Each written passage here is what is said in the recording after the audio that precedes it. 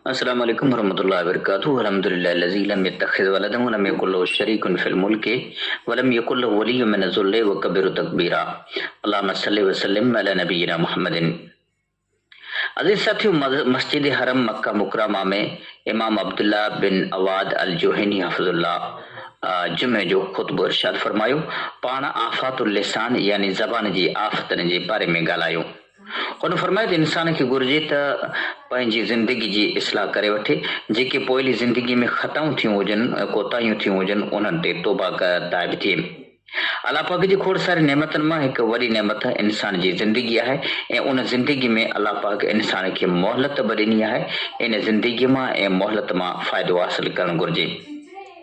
अलाह पाक जी इन नेमतनि मंझां हिकु नेमत ज़बान आहे।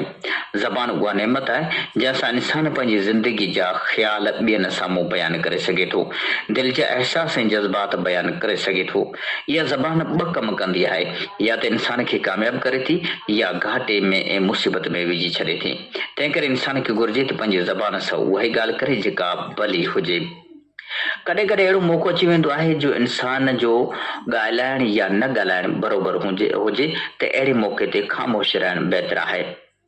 इन ॻाल्हि जी दलील ॾींदे शेख अब्दुल्ला बिन अवाद अल जोहनी हफ़िज़ुल्लाह हीअ हदीस पढ़ी जंहिंमें पाण सगुरन सल्लल्लाहु अलैहि वसल्लम जिन इरशाद फरमायो त जेको अल्लाह ऐं क़यामत जे ॾींहं ते ईमान आणे उनखे घुर्जे त या त चङी ॻाल्हि करे या ख़ामोश रहे। वरी शेख अब्दुल्ला बिन अवाद नबी करीम सल्लल्लाहु अलैहि वसल्लम जो ही फरमान इरशाद फरमायो त पाण सगुरन सल्लल्लाहु अलैहि वसल्लम जिन फरमायो त कॾहिं कॾहिं इंसान का अहिड़ी ॻाल्हि ॻाल्हाईंदो आहे जा उहा सम्झंदो आहे त इहा तमामु नंढड़ी ऐं मामूली ॻाल्हि आहे, पर उहा ॻाल्हि अल्लाह खे नाराज़ करण वारी ॻाल्हि हूंदी आहे ऐं जंहिंजी वजह सां इंसान दोज़ख में एतिरो परे वञी किरंदो आहे जेतिरो ओलह ऐं ओभर जे विच में फ़ासिलो हूंदो आहे। तंहिं करे इंसान खे घुर्जे त पंहिंजी ज़बान जे मामले में ख़ासि एहतियात सां कमु वठे।